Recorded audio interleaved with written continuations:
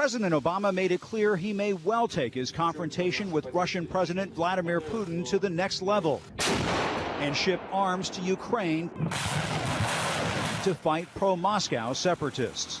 What I've asked my team to do is to look at all options. What other means can we put in place to change Mr. Putin's calculus?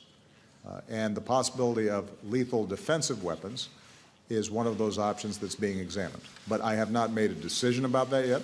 But German Chancellor Angela Merkel wants the White House to wait, at least until Wednesday, when she is expected to sit down with Putin to hammer out a peace deal.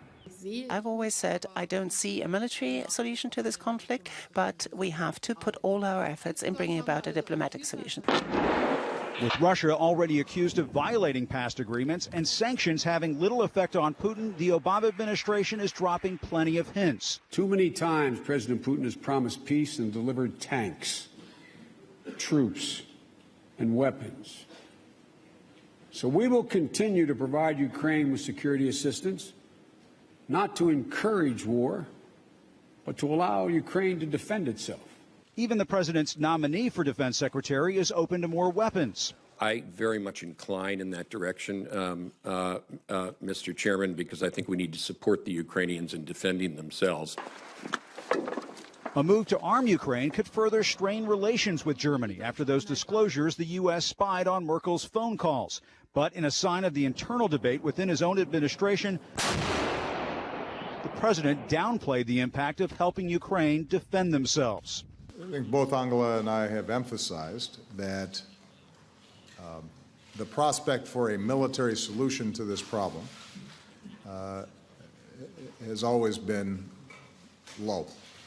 Still, if Putin balks at another deal, Merkel conceded the world may be running out of diplomatic options. If we give up this principle of territorial integrity of countries, then we will not be able to maintain the peaceful order of Europe that we've been able to achieve. This is the town of Kramatorsk, deep in government-held territory, just after midday. The lady filming this is looking east, towards Russia. Towards a front line that was some 50, 60 miles away. Not now. 25 хвилин тому. Системно реактивного вогню «Торнадо». 25 minutes ago, the main headquarters of our anti-terrorist operation in Kramatorsk took a strike from a tornado rocket. A second strike hit a residential area of Kramatorsk.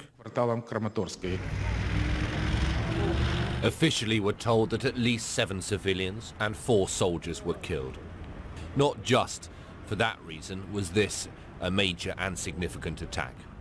It's what it also says about Kiev, because it reinforces the impression that the government is on the back foot and in need of some desperate help.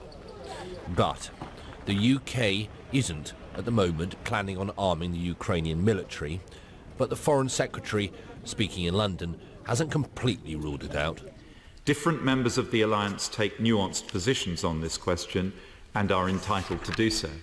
However, we share a clear understanding that while there is no military solution to this conflict, we could not allow the Ukrainian armed forces to collapse.